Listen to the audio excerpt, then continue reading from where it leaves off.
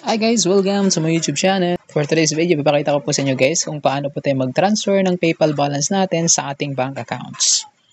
So, dito, tingnan natin guys. And before we start mga bossing idol, make sure po naka-convert into peso. Okay? Na-convert into peso guys, yung mga ano natin. Login lang guys sa Chrome mga boss. Dito kasi natin i-convert. From dollar kasi siya. So, i-convert natin into peso mga boss. Okay? So, ito na siya guys. Pindutin natin to.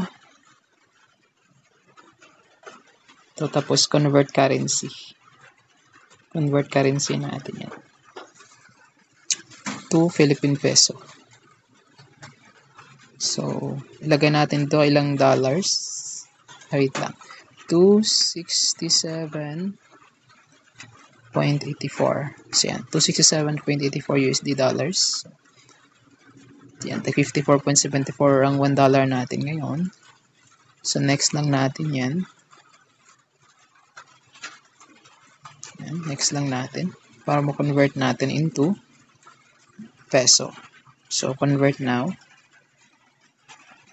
Okay, after natin i-convert mga boss idol, mag-send payments na tayo. So, dito tayo sa application natin, guys. Pwede naman doon, pwede naman po din po dito sa application natin.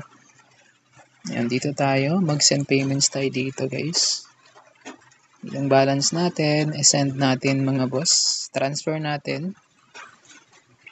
Pag Paymaya, may 1 peso siya. So, sa bank na lang tayo, guys, kasi libre po sa bank. Okay, pag under 7,000, meron siyang 50 pesos na transfer fee. Pag above 7,000, free lang siya. So, dating sa natin sa ating bank account, 2 to 4 business days. So, 2 hanggang 4 na araw po. Kasi i-review pa nila yan. So, ayan. Hintay na lang tayo ng 2 to 4 business days. So, update ka lang kay guys. Narating ba? Ito guys, dumating na po yung 14,661 natin. Transfer natin from PayPal